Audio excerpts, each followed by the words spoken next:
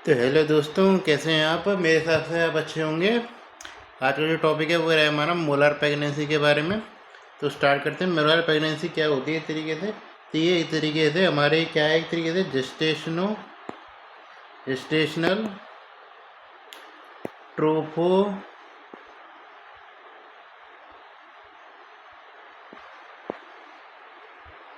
ब्लास्टिक disorder है। सही time पे तो वैसे यही होना चाहिए टॉपिक की हेडिंग, क्योंकि हकीकत में मोलर प्रेगनेंसी बात नहीं करते। तो जेस्टेशनल ट्रोफोब्लास्टिक डिसऑर्डर में हमारे दो प्रकार के डिसऑर्डर हो सकते हैं। एक होता है हमारा क्या, बेनाइन डिसऑर्डर,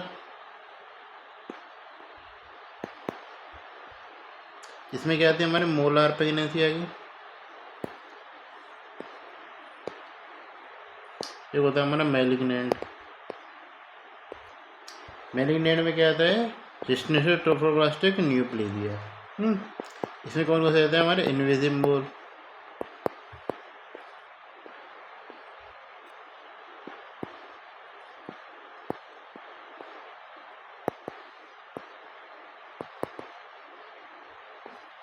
ये दो के बारे में पता होना चाहिए। बाकी की तो हमारा खा जाए PSTT लिख देना, PSTT, और फोर्थ हो जाता है हमारा ETT। ये इसमें क्या आता है हमारे, कंप्लीट मोल आता है।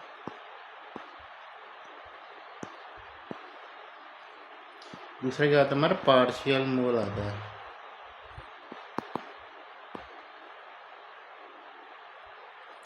ये तो इस प्रकार हमारे इस तरीके से दोबारा ओवरव्यू मैंने दिया इसके बारे में। अब आते हैं तरीके से मोलर प्रेगनेंसी पे आते हैं तरीके से तो हाईलाइट करेंगे इसमें।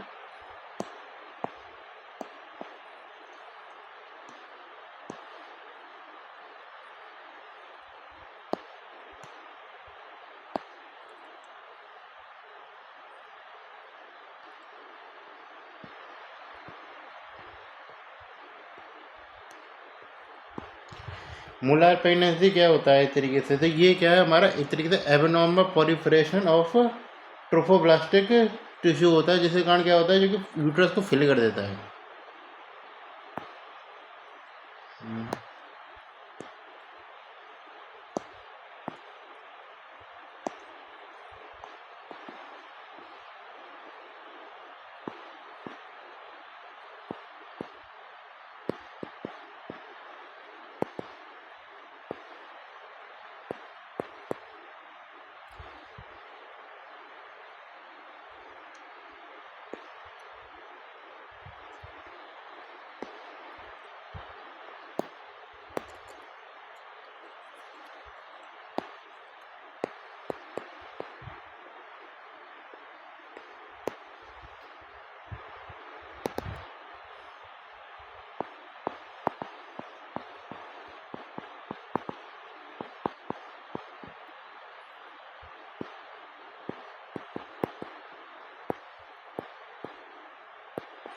उसने पूरी यूट्रस को फिल कर दिया।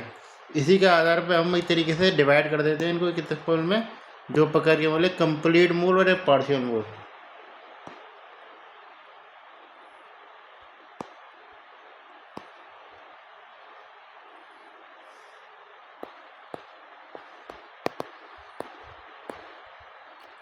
ये इसमें कंप्लीट मोल है, कंप्लीटली कवर, नो स्पेस।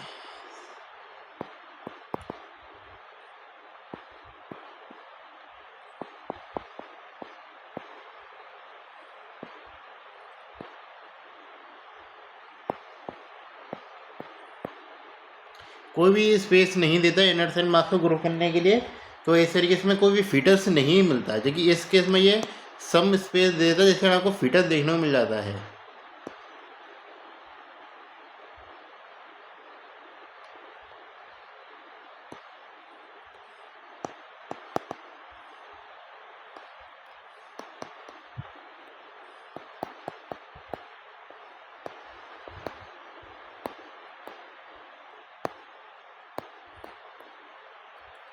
ये तो ये थोड़ा सा मतलब टर्मिनोलॉजी पता होनी चाहिए, ऐसी बात नहीं। मैं थोड़ा टाइम लगा के आराम से लिख रहा हूँ चीज़ों को। ये तो इसी कारण क्या है कि फीटल टिश्यू मिलता जरूर है इसमें, एक तरीके से फीटल टिश्यू मिलेगा एक तरीके से जब आप हिस्टोलॉजी फाइंडिंग करेंगे।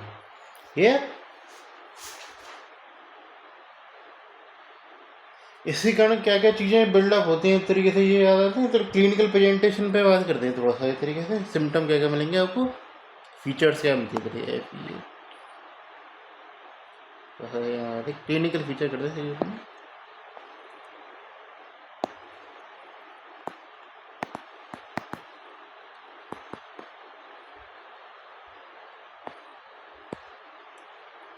क्लिनिकल फीचर में जो आपको मिलता है इस तरीके से, खासकर एग्जामिनेशन फाइंडिंग में ले सकते हैं आप, जो सबसे मेन चीज़ आपको पता होनी चाहिए इस तरीके से। इसमें क्या होता है इस तरीके से, वेजाइनल ब्लीडिंग मिलती है।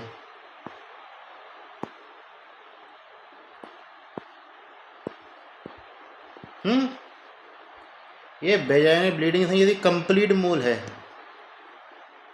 तो क्या मिलेगा, ग्रेप लाइक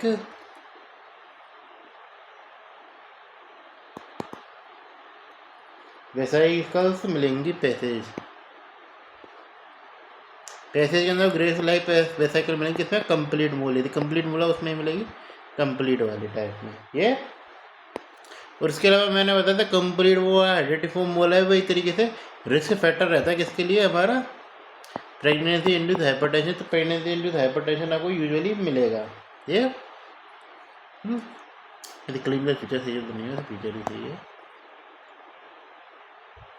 क्योंकि मैं केस वगैरह में एक्सप्लेन कर नहीं रहा हूँ तो सीधे फीचर्स पे आते हैं। ये इस तरीके से वेजाइनल ब्लीडिंग मिल रही है आपको, ग्रेप लाइक के तरीके पैसे मिल रहे हैं, प्रेगनेंसी इंड्यूस हाइपरटेंशन देखने को मिल रहा है। उसके अलावा यूएसजी फाइंडिंग जो होती है हमारी, यूएसजी इस तरीके से इन्वेस्टिगेशन कर रहे हैं तो उसने स्नो स्ट्रॉम अपीयरेंस देखने को मिलती है।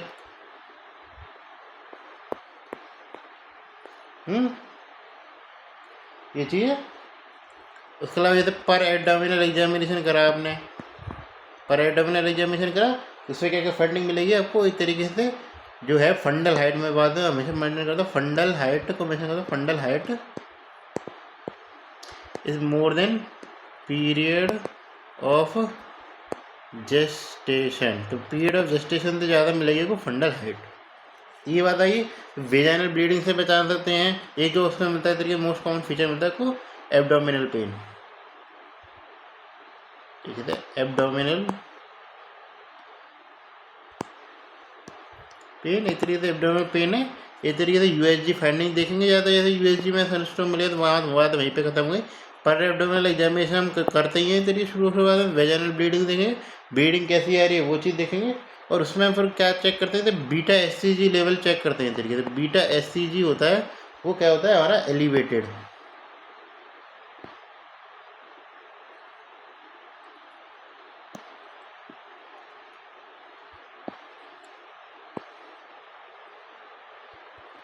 ये बीटा एससीजी हमारा एलिवेटेड होता है। तो बीटा एससीजी एलिवेटेड में क्या देखने मिलेगा आपको, वॉमिटिंग देखने में मिलेगी काफ़ी ज़्यादा। उसके अंदर यदि फीचर में एक तरीके वॉमिटिंग भी हो सकती है उसकी, क्या मिलेगा, हाइपर एमेसिस ग्रेविडेरम। तो हाइपर एमेसिस ग्रेविडेरम देखने को मिल जाएगा ये। उसके अलावा क्या है कि ये एक्टिवेट कर सकती है, ये बीटा एससीजी जो होता है वो एक्टिवेट करता है थायराइड स्टिमुलेटिंग हार्मोन को, जिसके कारण क्या मिलेगा वो हाइपर थायराइडिज्म देखने मिल जाता है, सिम्टम्स के नाम पर हाइपर थायरॉयडिज्म, हाइपोथायरॉयडिज्म देखने को मिलता है ठीक। उसके अलावा जिसके कारण क्या बनता है हमारा इस तरीके से, बीटा एससीजी के एलिवेशन के कारण क्या बनते हैं हमारा, थीका ल्यूटियल सिस्ट रिटेंशन मिलता है इस तरीके से। क्या बोलते हैं जैसे थीका, ये थोड़ा सा रेड फ्लैग में आइडेंटिफाई करते हैं क्योंकि ऐसा पता होना चाहिए इसके बारे में।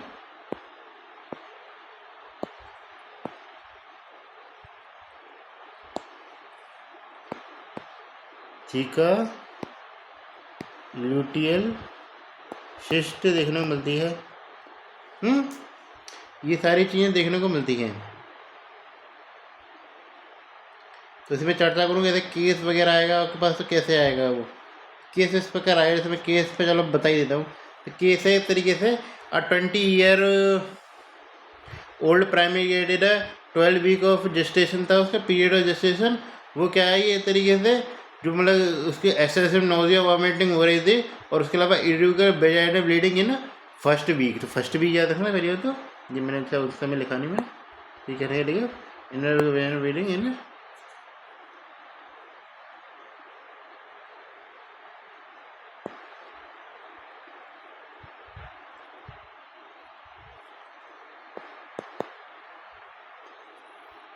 यानी कि तरीके से पहले इसमें मेन जो है ना फर्स्ट ट्राइमेस्टर में देखने को मिलती है ब्लीडिंग।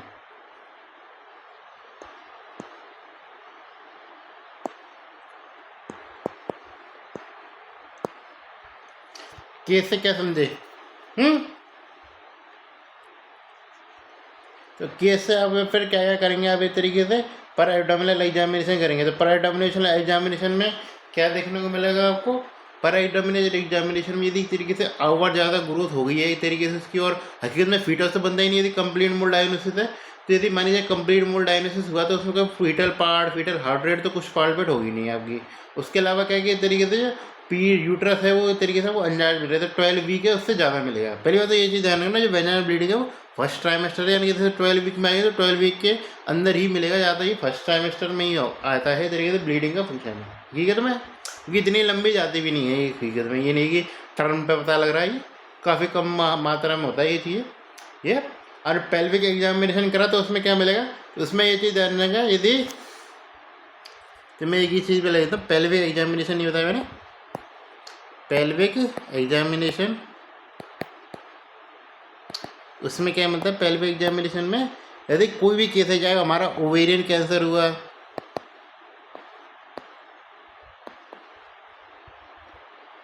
ये क्या चक्कर पड़ जाता है, चाहे हमारा ओवेरियन कैंसर है या क्या है हमारा इस तरीके से, ये जो मैंने बताया था कि तरीके से मूल वाला है, इसमें क्या है इस तरीके से क्या हो रखा है, तरीके एनलार्जमेंट हो रखा है तरीके से ओवेरीज का।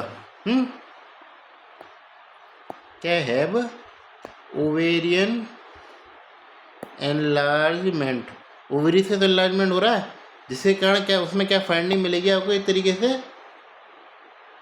बाइलेटरल एडनेक्सल मास फेल्ट होगा आपके इधर, felt through fornix, vaginal fornix होती है उससे फेल्ट होता है। तो ये एक तरीके से आप ओवेरियन कैंसर करेंगे इसमें करेंगे तरीके से मतलब ओवेरियन ज़्यादा इलाज एनवायरनमेंट होगा उसका, उसके केस में ज़्यादातर मिलता है ये चीज़। यूएसजी की करेंगे उसमें क्या मिलेगा? फंडिंग स्नोस्ट्रोम अपीयरेंस देखने को मिलेगी ये चीज़। और एनलार्ज सिस्टिक ओवरी देखने को मिलेगी इस तरीके से, जिसके कारण तो ये सिम्टम आ रहा है, तो पेल्विक एग्जामिनेशन में सिम्टम देखने को मिल जाता है ये। मैंने बताया क्लिनिकल प्रेजेंटेशन के नाम पे जब मैं ज़्यादा केस बताना चाहिए था, मैं पहले क्लिनिकल प्रेजेंटेशन में बताना चाह रहा था क्योंकि वो जो इसके बाद का है तो वो तो हम लगातार सब पढ़ते ही हैं, लेकिन ये मैं पहले बता रहा हूँ क्योंकि आप इन चीज़ों को पहले पढ़ लें तो ज़्यादा आसान रहेगा याद करना। ये तो क्लिनिकल प्रेजेंटेशन क्या रहती है हमारे, पहले वेजाइनल ब्लीडिंग देखने को मिलती है, उसके अलावा क्या एब्डोमिनल पेन देखने को मिल सकता है तरीके हमारे, उसके अलावा क्या कि ग्रेप लाइक आपको वेसाइकल्स पास आउट होते हुए देखेंगे। हाँ, उसके अलावा नोजिया वॉमिटिंग देखने को मिल रही है। उसके अलावा क्या कहते हैं वो एनलार्जमेंट मिल रहा है तो यूट्रस में फंडल हाइट ऊपर मिल रही है इस तरीके से। उसके अलावा थिकियालूटस सिस्ट और हाइपरएमेसिस ग्रेविडियम तो उसके संग ही जुड़े हुए हैं। उसके अलावा प्री एक्लेम्सिया, हाइपोथायराइडिज्म और एक और चीज़ मिलती है हमारी, क्या था सिम्टम के नाम पे, तो मैंने खा लिखा था vaginal bleeding, fundal height, abdominal pain, ये TCH। और उसके अलावा एक और चीज़ मिलती है हमारी तरीके से पल्मोनरी एडिमा या पल्मोनरी एम्बोलिज्म मिलता है ज़्यादा इस तरीके से।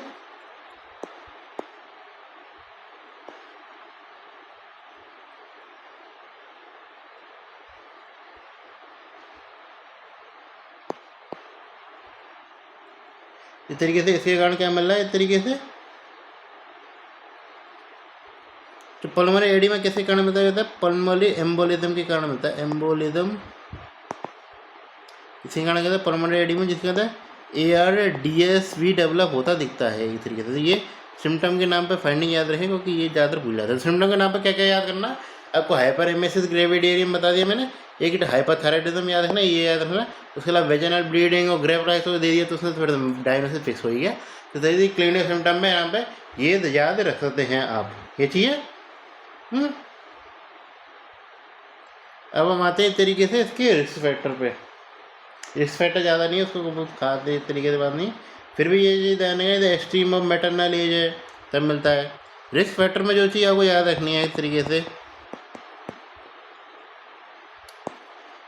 रिस्क फैक्टर में याद रखना है यदि ये तरीके से हिस्ट्री है, हिस्ट्री ऑफ किसकी वन, यदि कंप्लीट मोल हो रखा है उसके वन कंप्लीट मोल हो रखा है तो उसके दोबारा होने की संभावना कितनी है, इस तरीके से 1 to 2% है। यदि उसको दो हो रखे हैं, हिस्ट्री ऑफ टू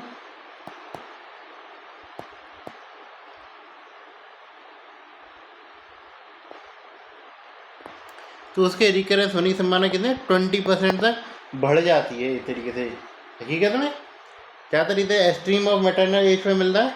इस तरीके से याद रखना, जैसे ये हमारे इस तरीके से प्रोटीन डेफिशिएंसी जो क्या कहते हैं तरीके से कैरोटीन डाइट या विटामिन ए की डेफिशिएंसी वाले जगह पे मिलता है।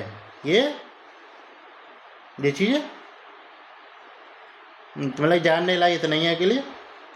इसमें एक तरीके से कंप्लीट मोल बनता कैसे है तो मैं बताता हूँ, चीज़ों को एक तरीके से एक्सप्लेन करते चलते हैं हम। कंप्लीट और मार्शियल मोल एक तरीके से कॉलम बना लेते हैं अपना, किसका डिफरेंस वाला एक तरीके से कॉलम रहेगा हमारा।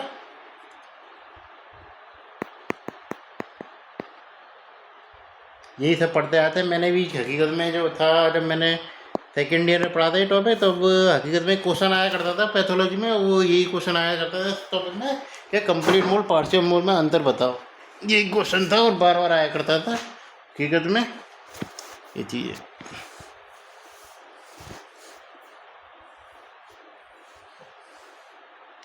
ये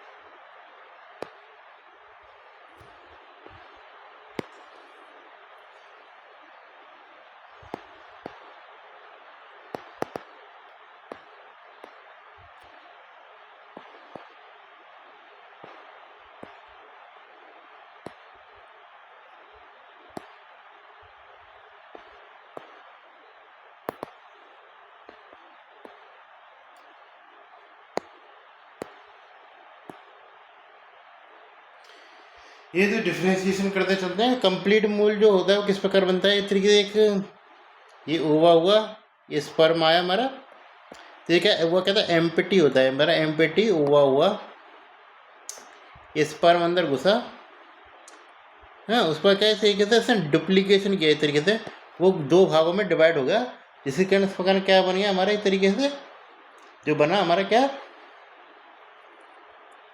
46XY तरीके से बना।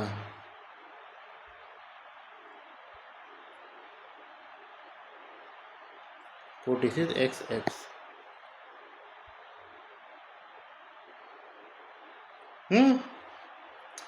इसमें क्या चीज़ है हमारी, इसमें क्या ओवा एम्प्टी नहीं था, इसमें क्या था इस तरीके से मदर का ओवा प्रेजेंट था, इसमें क्या इस तरीके से स्पर्म आया, एक तरीके यहाँ से घुसा, एक यहाँ से घुस गया, जिसके कारण एक नाम पे कितने हो गए हमारे, 3 हो गए, तो ये 69 तक पहुँच गया मामला हमारा। और उसमें क्या XXY, ये यहाँ पे इस तरीके से 2 जुट बनने तो इसलिए एक्स कर दिया, यहाँ 3 जुट बनने तो XXY कर दिया। हालांकि जो है इस तरीके से कोई सा भी बन सकता है, हमारा XXX भी बन सकता है हकीकत में, ये चीज़ है। यहाँ तक कि इस तरीके से मैं बात करता हूँ, मोस्ट कॉमन जो होता है वो हमारा क्या होता है, मोस्ट कॉमन बात करके चलें तो मोस्ट कॉमन जो होता है वो हमारा XXX ही होता है 69 करके, और इसमें कौन सा होता है 49XX होता है, ये इसका XX है 69 करके, कुछ और पता चला हुआ मेरे ध्यान है, तो ये चीज़ है। तो XXX 69 बहुत ही आइकॉनिक चीज़ है इसकी, इसमें अब इसको ज़्यादा आइकॉनिक नहीं रहते, टॉपिक पे आते हैं। इसमें क्या है कि जेनेटिक मटेरियल में बात करते हैं तो आपको खाली पेरेंट्रल जेनेटिक मटेरियल मिलेगा, क्या ओनली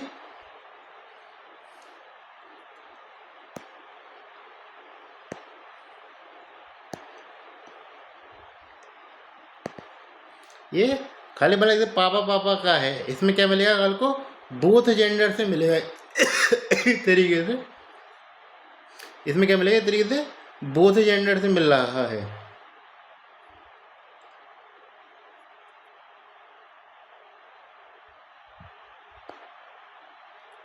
ये चीज़ है।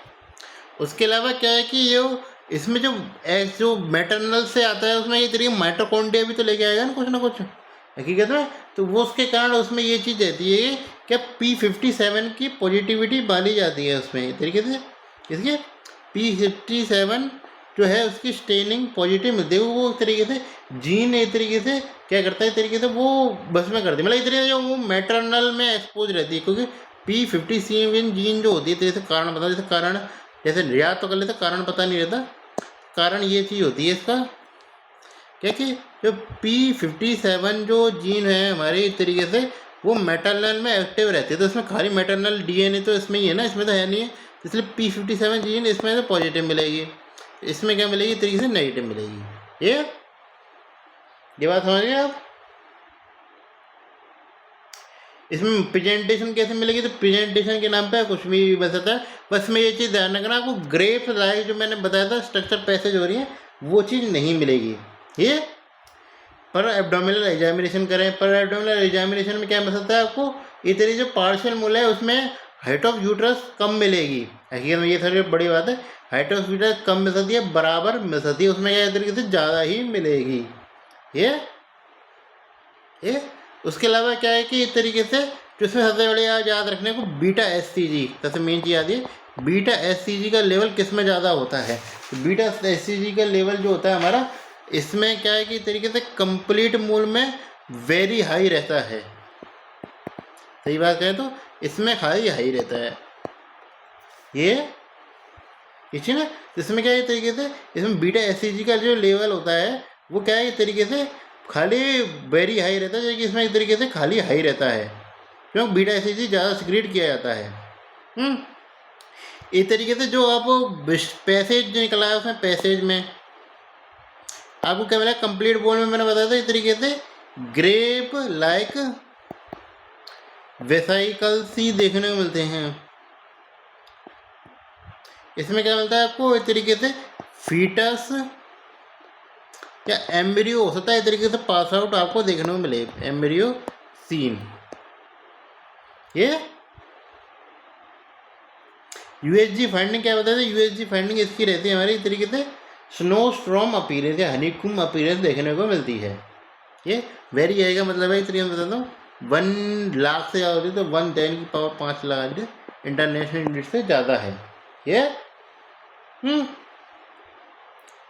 उसके अलावा क्या याद रखना है आपको इस तरीके से, तो इसमें क्या कोरियोनिक विलायत जैसे दोनों में प्रेजेंट रहती है, पर इसमें क्या है इस तरीके से पार्शियल मूल है, उसमें क्या वेस्कुलरिटी प्रेजेंट है। क्यों, क्योंकि इस तरीके से यहाँ पे इस तरीके से कुछ ना कुछ ग्रोथ हो रही है हकीकत में बच्चे की, यहाँ पे तो कुछ ग्रोथ हो नहीं रही है, तो इसलिए तो प्लासेंटा में कोई वेस्कुलराइजेशन नहीं देखने को मिलता कंप्लीट में। इसमें क्या होता है वेस्कुलराइजेशन देखने को मिलता है।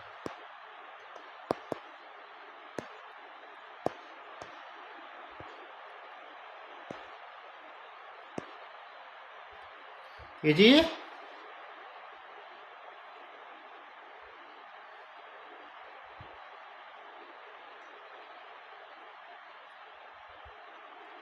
उसके अलावा जो मेन जो आता है आपको इस तरीके से जो है जेस्टेशनल टू कन्वर्जन किस में आता है, conversion to gestational trophoblast neoplasm में कितना रिस्क रहता है यदि हम बात करके चलें किसके लिए, यदि हम कंप्लीट मोल के लिए बात करके चलें तो वो 4% तक रहता है हमारा। देखिए इसमें क्या लेस देन 1% रहेगा। और कोरियो कार्सिनोमा में बात करके चलें जी जेस्टेशनल ट्रोफोब्लास्ट के लिए बात करिए तो मैं कोरियो कन्फ्यूजन हो रहा है काफ़ी।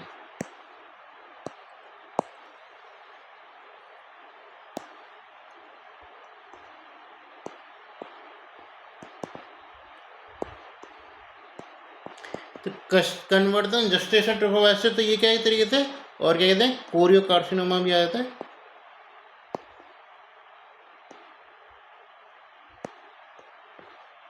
दोनों चीज़ किस में जाते मिलेगा कंप्लीट मोल में, तो ये इसमें एक तरीके से 4% मिलता है, तो इतनी लेस देन ये तरीके से कितना मिलता है आपको, 20% मिलता है।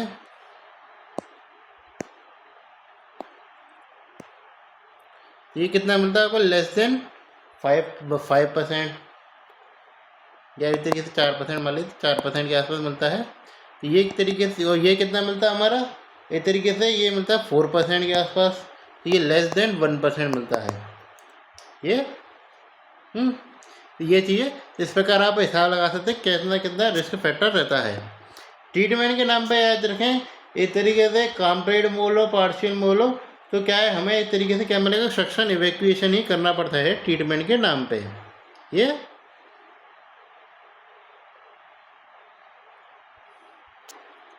यूएसजी फाइंडिंग मैंने शायद लिख रखी है ऊपर, तो याद जरूर रख लेना, काफ़ी ज़्यादा पूछता है इसको। तब हम आते हैं तरीके से किस पे, मैनेजमेंट पे।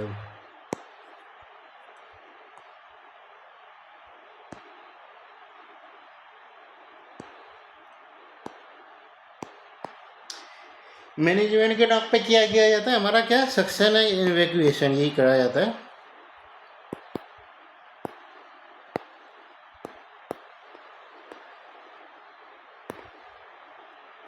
सक्शन एंड इवैक्यूएशन ही करते हैं, और हमें कुछ करने की जरूरत पड़ती नहीं है। यदि कंप्लीट मूल है, मान के चले यदि उसमें तो खाली सक्शन कर देंगे, कंप्लीट मूल है तो उसमें क्या है कि तरीके से स्टिमुलेट करना पड़ेगा इस तरीके से। तो इसमें क्या कहते हैं, ऑक्सीटोसिन स्टार्ट कर देते हैं। ऑक्सीजन सक्शन इवैल्यूएशन चल रहा है, उसके संग संग ऑक्सीटोसिन कर दिया हमने एक तरीके से, ऑक्सीटोसिन इन्फ्यूजन। ऑक्सीटोसिन इन्फ्यूजन करने से क्या होगा, इस तरीके से हम क्या क्यूरेटाज पे कलर्ट करेंगे, इस तरीके से क्यूरेटाज पे करेंगे।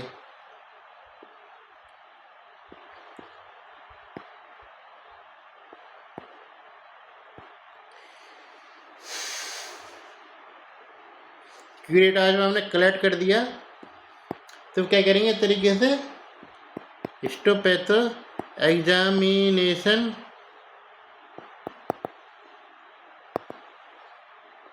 ऑफ टिश्यू का एक तरीके से करेंगे। हिस्टोपैथ एग्जामिनेशन में क्या आएगा हमारा, इस तरीके से क्या चीज़ देखने को मिलेगी, पता लग रहा है ना। हिस्टोपैथ एग्जामिनेशन में यदि आपको कोई फीटल पार्ट देखने को नहीं मिल रहा है हकीकत में, तो वो एक तरीके से हमारा कंप्लीट मूल में आता है ग्रेप लाइक वेसिकल। हिस्टोपैथ में आपको एक तरीके से प्रॉपर जो हमारी पैथोलॉजी में जाती है तरीके से कंप्लीट मूल वाली वो चीज़ देखने को मिलेगी हकीकत में। तो हिस्टोपैथ इवोल्यूशन करेंगे उसका, ये चीज़ है। इसमें ये चीज़ याद रखना आपको, इफ थीका लुकिंग सिस्ट बन गई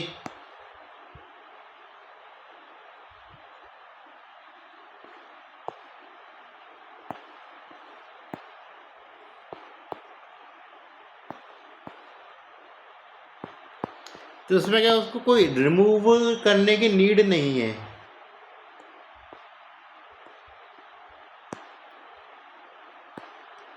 तो मतलब मैनेजमेंट करने की जरूरत नहीं है, मतलब कोई अपनी तरफ से निकलने, अपनी तरफ से ही निकल जाता है तरीके से। नो नीड फॉर मैनेजमेंट क्या होता है इसका हमारे तरीके से, ये तो गैस का क्या शूट रह जाता है।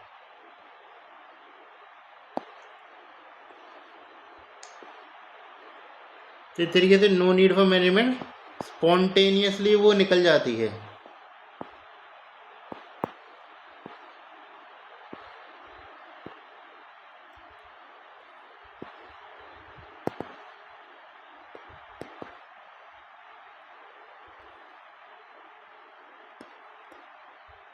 तो उसे 4 महीने में इस तरीके से अपने आप निकल जाते, कुछ करने की ज़रूरत नहीं है। ये मेन जो चीज़ को याद रखना है, इस तरीके से फॉलोअप करना है। फॉलोअप के नाम पर क्या करेंगे, जो ट्रीटमेंट के नाम पे जो हमें देखना था वो हमने दे दिया। फॉलोअप के नाम पे क्या करेंगे, इस तरीके से वो करेंगे, इस तरीके से बेसलाइन बीटा एसईजी करेंगे। इस तरीके से मेन तो हमारा बीटा एसईजी लेवल हमारा नीचे रहना चाहिए, हमने चाहते मैलिग्नेंसी कम हो जाए। तो इस तरीके से 20 बीटा एसईजी चेक करते हैं। इस तरीके से बीटा एसईजी चेक करके क्या करना चाह रहे हैं हम इस तरीके से, ये तो ये चीज़ें हम क्या इस तरीके से कंसेक्यूटिव वैल्यू लेते हैं उसके हकीकत में हर सप्ताह नापते हैं इस तरीके से, ये वीकली करते हैं इस तरीके से, वीकली टिल जब तक कि इस तरीके से 3 कंसेक्यूटिव नॉर्मल वैल्यू।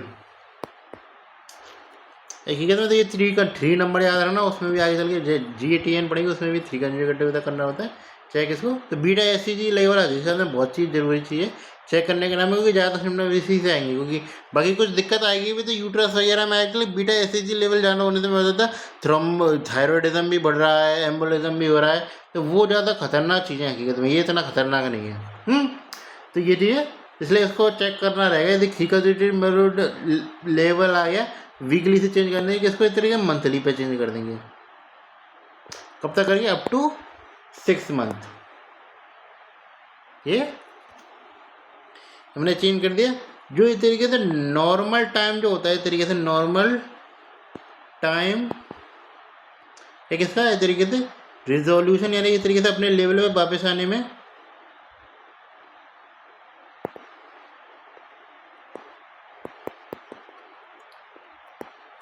वो कितना रहता है हमारा, इस तरीके से यदि कंप्लीट मूल है तो इस तरीके से 7 वीक होगी, उसमें लेवल ज़्यादा होता है, और पार्शियल मूल है तो उसमें इस तरीके से 6 वीक के अंदर ही वापस आ जाता है।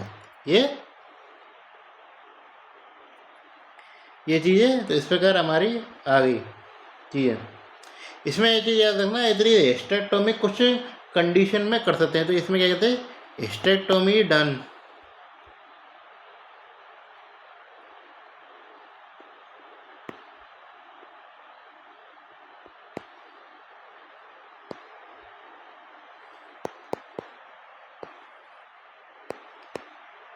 किस किस केस में हिस्टेक्टोमी करेंगे तरीके से, फीमेल की जो एज है वो 40 ईयर से ज़्यादा है। उसके अलावा कंप्लीट मूल में ही करते हैं इसको। ये उसके अलावा फैमिली कंप्लीट हो, क्योंकि इस तरीके से उसके बाद प्रेगनेंसी तो होनी चलती, फैमिली कंप्लीट है। उसके अलावा क्या है कि तरीके से कुछ ना कुछ हाई रिस्क फैक्टर तो होना चाहिए, जैसे थीका ल्यूटिन सिस्ट है हमारी, थीका ल्यूटिन सिस्ट है, वो कहते 6 सेंटीमीटर से ज़्यादा बड़ी है ये है।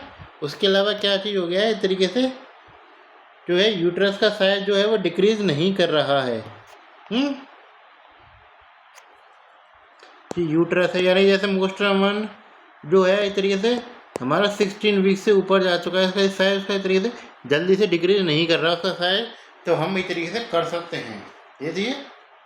ये सारी चीज़ें होंगी संग में तभी करेंगे ज़्यादातर, तो ये चीज़ तभी बात आती है इसकी। ये तो अब हम अगले टॉपिक पे जाते हैं। इस तरीके से अगला टॉपिक क्या है हमारा, जेनेटोट्रोफोप्लास्टिक न्यूप्लेजिया।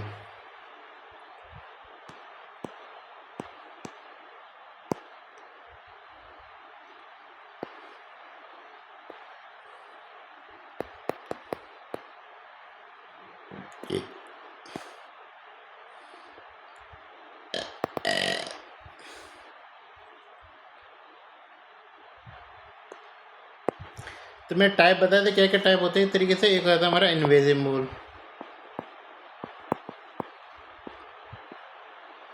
इन्वेजिव मूल कैसा है, हमारा मोस्ट कॉमन टाइप होता है।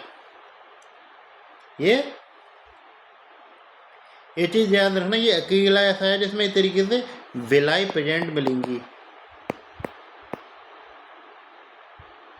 बाकी और सारे टाइप में आपको विलाई एब्सेंट मिलती है।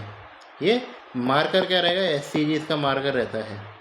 इसका और वैसे कहते जो हम दूसरा पढ़ते थे कोरियो कार्सिनोमा,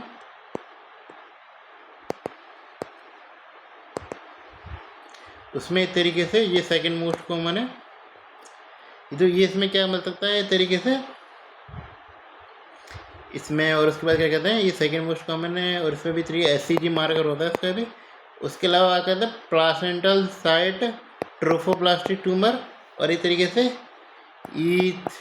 क्या होता है यहाँ एपिथेलॉइड ट्रोफोप्लास्टिक ट्यूमर। ये तीनों चीज़ों जो होती हैं इस तरीके से ना एब्सेंस भी होती है मेरे बिलाई की।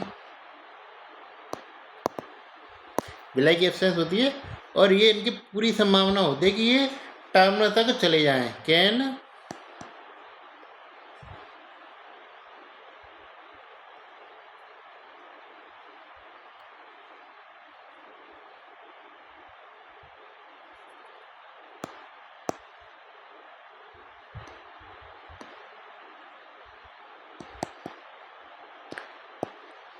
तो फुल टर्न के बाद हो सकता है ये डेवलप हो, यदि इनमें ही संभावना है, औरों में संभावना नहीं है।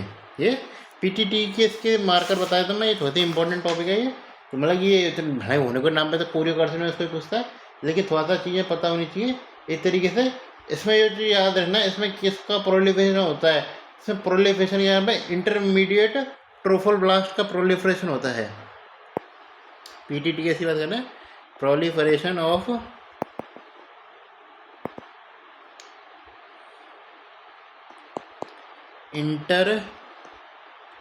इंटरमीडिएट ट्रोफोब्लास्ट, जिसके कारण क्या मिलता है आपको, इस तरीके से बीटा एचसीजी का लेवल नहीं मिलता। बीटा एचसीजी जो होता है इसमें इस तरह से नॉर्मल मिलता है। फाइंडिंग के नाम पे क्या होता है, एचपीएल, एपीएल, एपी, इनका लेवल हाई भी देखने को मिलता है, पहले इसका देखने को नहीं मिलेगा। ये इन दोनों केस में इस तरीके से आपको हिस्टेक्टमी ही करनी पड़ती है।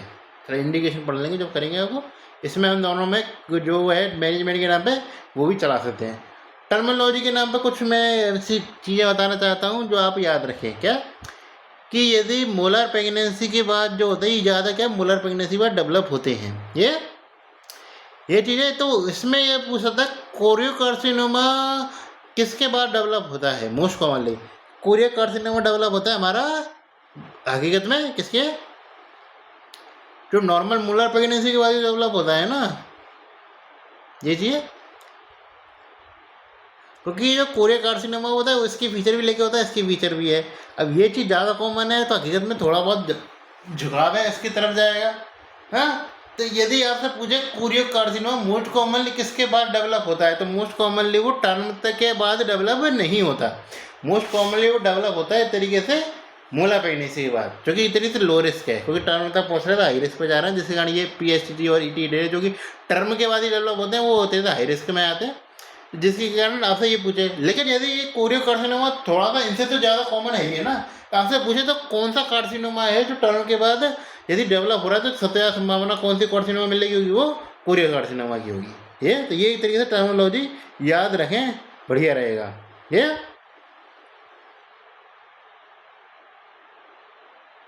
जो है इस तरीके से आपको जो है जो आप क्लिनिकल प्रेजेंटेशन पे आते हैं सीधा, क्लिनिकल प्रेजेंटेशन किस प्रकार मिलेगी।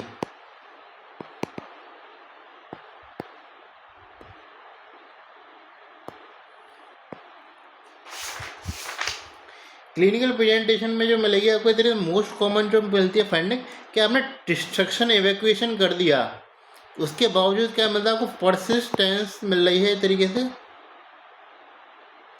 और परसिस्टेंट है और इरेगुलर भी है। ब्लीडिंग, परसिस्टेंट इरेगुलर ब्लीडिंग मिल रही है इवन आफ्टर क्या मिल रहा है, इवैक्यूएशन। आपने मोलर प्रेगनेंसी इवैक्यूएशन मिल गया लेकिन कर दिया, लेकिन फिर भी वो आपको जो है मिल रही है इस तरीके से। हाँ, उसके अलावा क्या चीज़ देखने को मिलती है इस तरीके से, परसिस्टेंस है इस तरीके से। क्या मैंने बताया था, बीटा ल्यूटिन सिस्ट उसको निकालते नहीं है, लेकिन यूजुअली निकल जाता है, लेकिन काफ़ी बार हो सकता है कि वो नहीं निकले।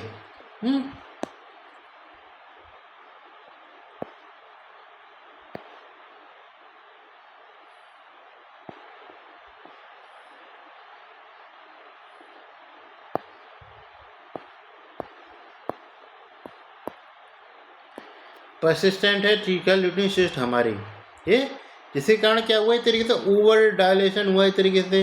हाँ, क्योंकि इस तरीके से यूट्रस बहुत ज़्यादा लार्ज है, वो अभी तक जो पूरी पोजीशनिंग में आना चाहिए था वो नहीं आया है।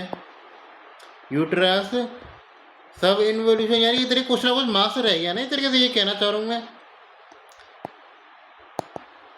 कुछ ना कुछ मास होता तभी तो इस तरीके से थ्रिकैल्यूटिन सिस्ट है वो नहीं निकले अभी तक। हाँ, हकीकत में जो यूट्रस है वो भी अपने पूरे साइज में नहीं आया। उसके अलावा ब्लीडिंग जो है उतनी ज़्यादा हुई है, जिसके कारण क्या होता है इस तरीके से वो है हमारा शॉक बिल्डअप हो गया उसको, हाँ शॉक बिल्डअप हो गया। उसके अलावा क्या जो चीज़ मिल रही है हमारा, क्या मोस्ट कॉमन जो मोस्ट चीज़ आपको पहचानने से बड़ी चीज़ इसमें मेटास्टेसिस।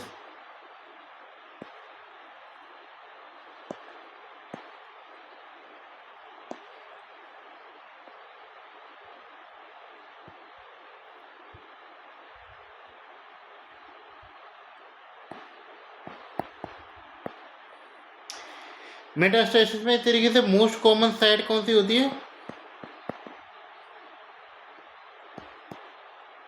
तो लंग से रहती है हमारी मोस्ट कॉमन साइट। फिर कहते हैं वेजाइना, फिर उसके बाद कहते हैं पेल्विस। ये लंग्स में क्या मिलता है एक तरीके से, लंग्स में मिलता है वो कैनॉन बॉल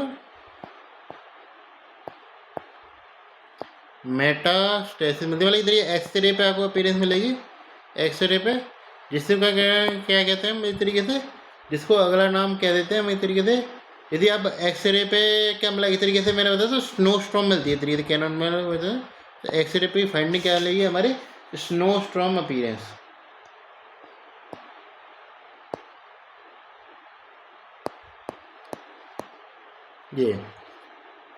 ये चीज़ पूछता है, ये चीज़ याद होना चाहिए कि स्नो स्टॉर्म अपीयरेंस यूएसजी में मिल रही है, एक्सरे पे मिल रही है।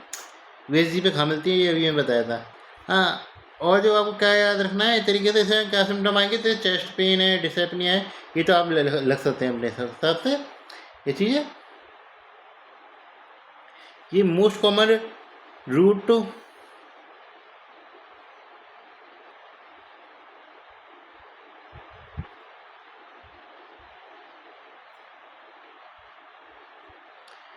तो most common route of spread क्या होता है,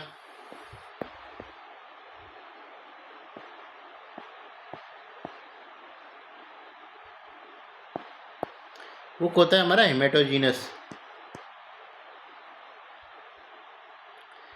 जैसे आप ये पूछा ये इतने तक पहुँचता कैसा है तरीके से, तो वो क्या तरीके से हमारे वीनस सिस्टम तक पहुँचता है हमारे इस तरीके से यूट्रन के, और वहाँ से इस तरीके से सर्कुलेट कर जाता है प्रॉपर।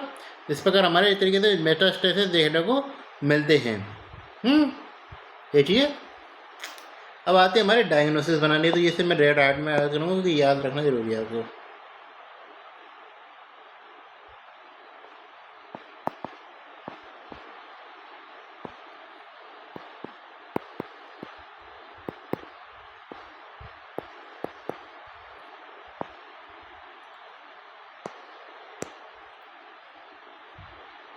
मान के चला पी, इसमें क्या आते हैं हम इस तरीके से, ये किस पर आ जाता है, बीटा एस पे आ जाता है मेन तो 4 कंसेक्यूटिव वैल्यू है प्लाटू वैल्यू ऑफ किसकी, बीटा एस यानी बीटा एस ना बढ़ रहा है ना कम हो रहा है, हालांकि कम होना चाहिए था, कम नहीं हो रहा है। देखिए बीटा एस जो है उसकी कम वैल्यू नहीं हो रही है, वो इस तरीके से लेस देन हमारे तरीके से 10% पर ही चल रहा है। कितने टाइम के लिए हमारे, फॉर 3 वीक्स। 3 वीक से देख रहे हैं हकीकत में 4 वैल्यू नाप लिया आपने हमने, और हकीकत में वो उसी रेंज में ही मिल रहा है हमको, ना कम भी नहीं हो रहा ज़्यादा भी नहीं हो रहा है हकीकत में। तो एक किसको बताता है, मोस्ट कॉमनली बात कहते हैं इन्वेजिव मोल को बताता है। यदि इसका दूसरी बात करें तो राइज कर रहा है, ये 3 कंसेक्यूटिव वैल्यू में आते हैं उसको।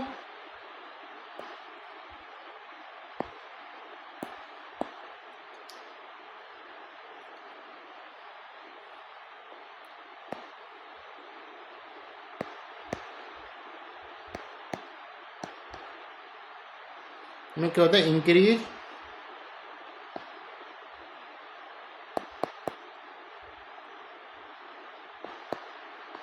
वो किस में दर्शा रहा है हमको इस तरीके से, वो इस तरीके से फॉर कितना इस तरीके से 2 वीक्स के लिए याद रखना।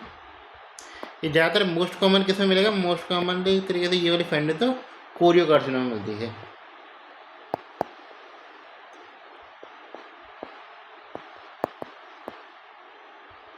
ये बता गई।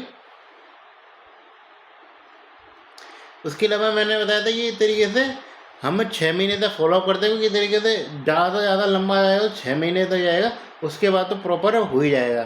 तो यदि इस तरीके से क्या है हमारा परसिस्टेंट एलिवेशन है, मतलब जितना था उतना ही है हकीकत में, वो जो नॉर्मल लेवल तक नहीं पहुंचा, मतलब अभी भी एलिवेटेड ही कहेंगे उसको, तो वो है हमारा इस तरीके से, भले भले कम हुआ है लेकिन नॉर्मल लेवल तक नहीं पहुंचा, जो उसी से एलिवेटेड है। कितने वीक तक? 6 मंथ तक यदि है परसिस्टेंट एलिवेशन, कितने? अप टू 6 मंथ, तब इस तरीके से हम डायग्नोसिस बना सकते हैं।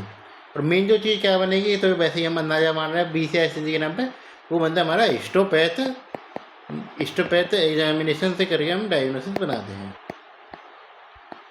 ये चीज़ ना,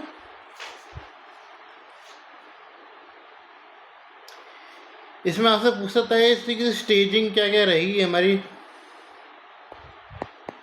तो फीगो स्टेजिंग यूज करते हैं ज़्यादातर इनमें से, जो है हमारी आती है किसके लिए, ज़्यादा काफ़ी सारी जगह के लिए आती है हमारे सर्वाइकल कैंसर वगैरह, जो प्रॉपर दाएं वाले हम कैंसर पढ़ेंगे तो उसमें काफ़ी सारी जगह आती है हमारी फीगो स्टेजिंग। तो इसमें भी आती है फीगो स्टेजिंग।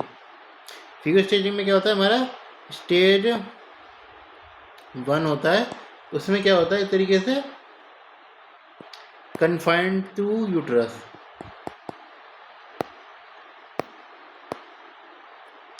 स्टेज 2 में क्या होता है तरीके से लिमिटेड टू, किसमें? जेनेटल स्ट्रक्चर पर तक तो लिमिटेड है, जेनेटल स्ट्रक्चर। स्टेज 3 में क्या हो गया हमारे थे, लंग मेटास्टेसिस है। और 4 में क्या है हमारा, जैसे ब्रेन मेटास्टेसिस हो रही है। इसके अलावा क्या था, लिवर मेटास्टेसिस। ये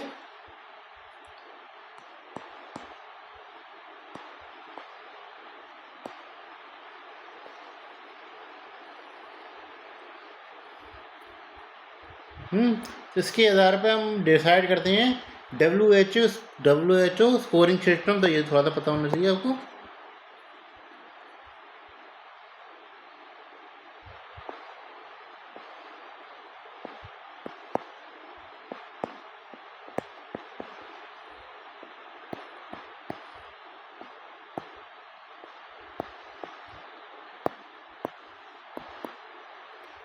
तो मॉडिफाइड WHO प्रोग्नोस्टिक स्कोर रहता है, तो क्या कहते हैं, WHO प्रोग्नोस्टिक स्कोर। इसे कंपोनेंट क्या क्या रहते हैं, कंपोनेंट के नाम पे रहते हैं हमारे तरीके से एज। इसमें लिख देते हैं तरीके से स्कोर 0, 1, 2 और 4 होता है, सीधे इसका 3 नहीं होता। इसमें ये चीज़ ध्यान रखना, एज यदि 40 से कम है तो कैसा रहेगा हमारा, लो रिस्क रहेगा। 40 से ऊपर तो हाई रिस्क है, एज वाली क्राइटेरिया आ गया। उसके अलावा क्या है कि तरीके से टाइप क्या है हमारा,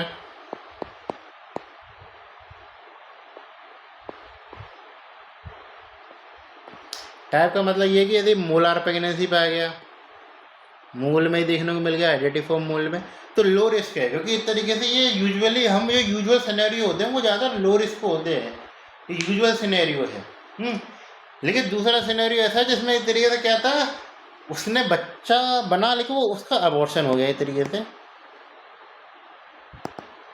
और जो मैं तीसरी बात है, रेयर कंडीशन में आते टर्म वाला केस। ये जो चीज़ आती है हमारा, ये ध्यान रखना, एक तरीके से जो है इंटरनल फॉर्म इंडेक्स प्रेगनेंसी। इसका मतलब क्या होता है, क्या इस तरीके से टाइम कितना लिया उसने डायग्नोसिस बनाने में, मतलब कि तरीके प्रेगनेंसी स्टार्ट हो गई थी हकीकत में, लेकिन उसके डायग्नोसिस बनने में कितना टाइम लगा। ये चीज़ जानने के लिए सारी प्रेगनेंसी के अंदर ही आती है, प्रेगनेंसी की अबनॉर्मलिटी है ये।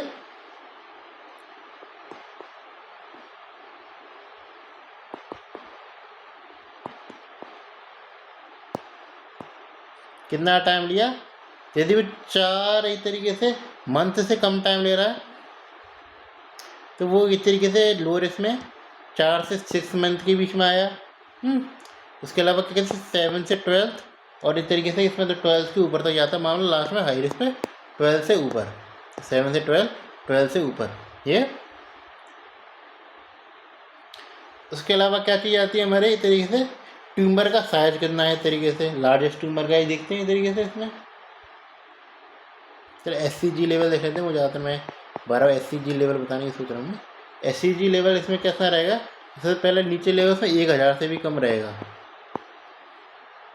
इसमें क्या रहेगा 1000 से लेकर 10,000 के बीच में। इसमें क्या रहेगा इस तरीके से, जो सेकंड स्टेज पहुंच जाती है 10,000 से लेकर कितना पहुंचेगा 1,00,000 तक। इसमें क्या 1,00,000 से ज़्यादा हो जाएगा। ये एसईजी लेवल आ गया। उसके अलावा मेटास्टेसिस की बात करते हैं।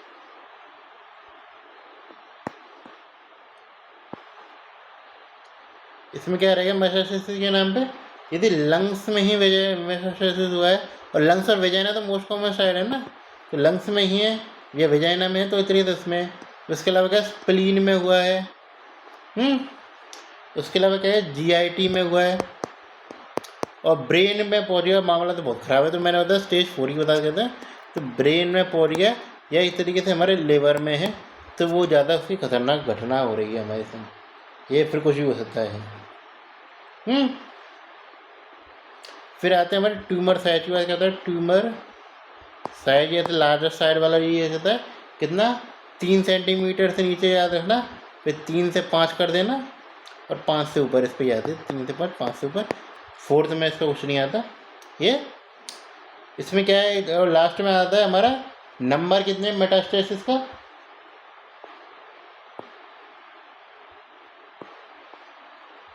तो इस तरीके से 0 से 1 से 4 है, और लास्ट में तरीके से 12 तक पहुँचता है हमारा, मतलब 8 तक पहुँचता है, 5 से 8 और 8 से ज़्यादा।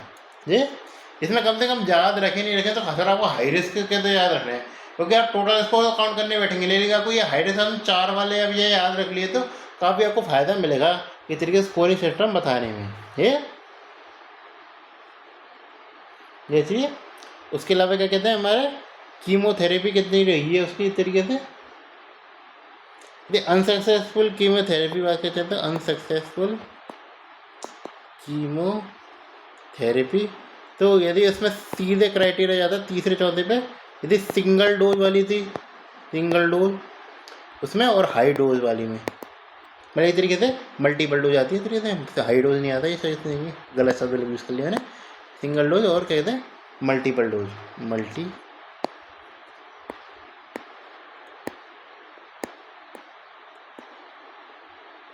ये डोज भी गलत शब्द है वैसे, मेरे साथ तो मल्टीपल ड्रग आना चाहिए। सिंगल ड्रग यूज़ करना खाली मेथोट्रेक्सेट यूज किया, इसमें एक तरीके से प्रॉपर बहुत है इटोपोसाइड मेथोट्रेक्सेट एडिनोमेसिन, तो इस तरीके सारी ड्रग यूज़ कर ली ये चीज़। इसमें याद रखना लो रिस्क कब रहता है मामला, जब इस तरीके से स्कोर 6 से नीचे जा रहा हो, और हाई रिस्क कब रहेगा जब 7 से ऊपर जा रहा हो। ये 6 से 7 एक तरीके से इसमें हम डिफाइन कर नहीं सकते क्या लोअर इसमें वो ऊपर इसमें आएंगे, ये चीज़ें हैं, मतलब 6 और बराबर से नीचे है, जैसे सही ढंग से बात करो बराबर रजन याद रखना कि पिछले 6 या 7 पे क्या होगा, ये चीज़ 6 या बराबर याद रखना। मैनेजमेंट के बारे में बात करें चलें, थोड़ा सा हाईलाइट करूँगा इसको।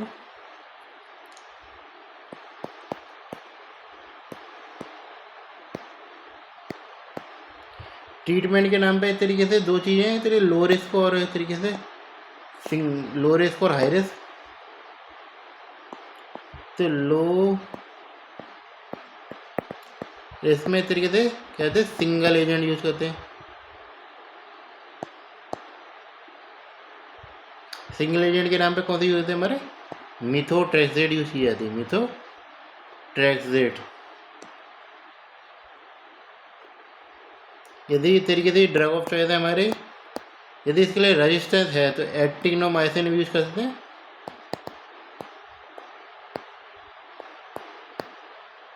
ये एक्टिनोमाइसिन नहीं कैसे है रेजिस्टेंस केस। सिंगल का मतलब सिंगल ही करेंगे, इस तरीके ये नहीं कि दोनों चला देंगे, एक ही चलानी है ठीक है, तो फिर डबल रिवीजन होगी फिर। तो इस तरीके से मिथोट्रेक्सेट चला रहे हैं, यदि रेजिस्टेंस है तो एक्टिनोमाइसिन भी चला सकते हैं उसकी। ये यदि हाई रिस्क में आ रहा है हमारा, हाई रिस्क में चलाते हैं हम पूरी रिजीम कौन सी, ई एम एमाको रिजीम, एमाको में ना क्या था, ईटोपोसाइड मीथोट्रेक्सेट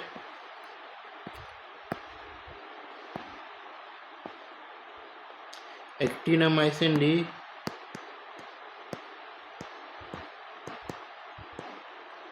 सी से क्या होगा, मैं साइक्लोफॉस्फामाइड यूज करते हैं, सी से साइक्लोफॉस्फामाइड, ओ से होती है हमारे ओ ऑन वोसिन या विचरी से मैं तो बहुत ज़्यादा कॉमन यूज़ करता हूँ विनकिस्टिन, वो विनकिस्टिन याद करना है क्योंकि विनकिस्टिन मुझे तो ज़्यादा विनकिस्टिन नाम ज़्यादा पॉपुलर लगता है, सच बताऊँ तो विनकिस्टिन नाम ही पढ़ा था मैंने, फार्माकोलॉजी में पढ़ा था। तो ये चीज़ इस प्रकार आप हिसाब लगा सकते हैं, चीज़ें ईटोपोसाइड मिथोट्रेक्सेट एक्टिनोमाइसिन, तो ये तो ईटोपोसाइड साइक्लोफॉस्फामाइड सीधे साइक्लोफॉस्फामाइड होती है, सिस्प्लाटिन होती है। उसके अलावा विनकिस्टिन जरूर याद रखना, ओन विन से विनकिस्टिन, ईटोपोसाइड याद रख लेना। ये इसमें ये चीज़ याद रखना, मीथोट्रेक्सेट कैसे देते हैं, मीथोट्रेक्सेट शेड्यूल, मीथोट्रेक्सेट की डोज कितनी रहती है हमारे, ये रहती है हमारी 1 मिलीग्राम पर केजी रहती है, ये चीज़ इसकी 1 मिलीग्राम पर केजी रहती है, और एक ही डोज देते हैं, कब देंगे, डे 1, डे 3, डे 5 और डे 7। हाँ, लेकिन संग इसके संग क्या देते हैं हम, फोलोनिक एसिड देना होता है। फोलोनिक एसिड कितनी डोज रहती है उसकी, फोलोनिक एसिड की 15 मिलीग्राम की डोज रहती है।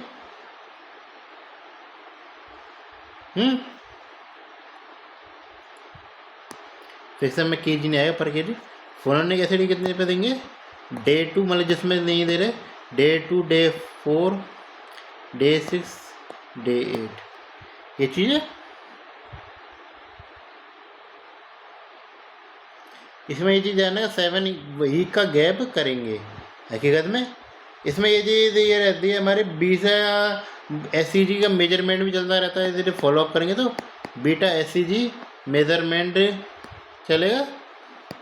बीटा SCG मेजरमेंट में क्या मिला आपको, इस तरीके से नॉर्मल आ गया, या इधर अब हमारे अब भी नॉर्मल आया, तो 1 से 3 मोर साइकिल चलाते हैं, उसके बाद स्टॉप कर देते हैं साइकिल, और कहते हैं कंसोलिडेशन के लिए कर देते हैं कि अब तो भैया उसको डिलीट हो ही नहीं सकती, और अब मतलब ढील नहीं है, थोड़ा बहुत ज़्यादा ही ले लो, कम की बात नहीं है, कंसोलिडेशन की तरफ फिक्स कर दिया, ये चीज़ है। लॉन्ग टर्म फॉलोअप के नाम में कितने लंबा फॉलोअप कर सकते हैं हम,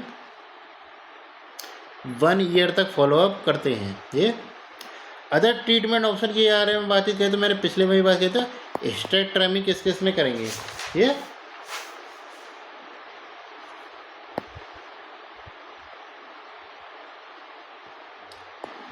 तो हिस्टेक्टोमी किस किस में केस में करते हैं, इसका आंसर आता है हमारा PSTT और क्या ETT।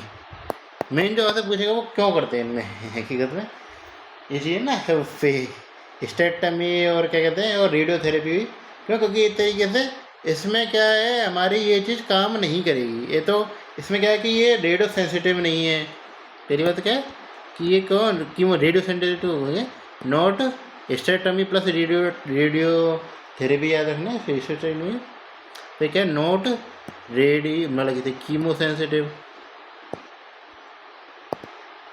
हाँ, उसके अलावा क्या है एक तरीके से कन्फाइंड रहते हैं, यूट्रस तक ज़्यादा दूर तक जाते ही नहीं है।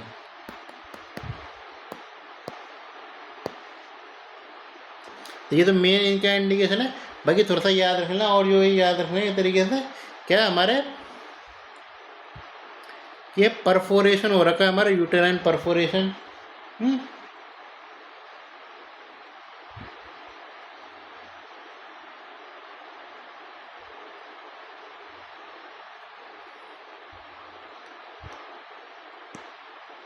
मतलब इन्वेजिव मूल था, उसमें एक तरीके परफोरेशन हो गया, यूटेराइन परफो।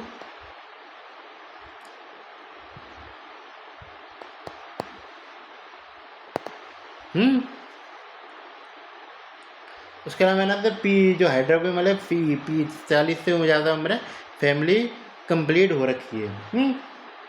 ये चीज़ है। उसके अलावा इस तरीके से यदि हमारे फैमिली कंप्लीट यदि इस तरीके से फेल भी हो जाए तब भी हम जैसे चलेंगे मेन इंडिकेशन के नाम बताइए, दोनों ने याद रख लो, और की खास ज़रूरत है नहीं है। ठीक है, तो ये टॉपिक हमारा खत्म हुआ आज का।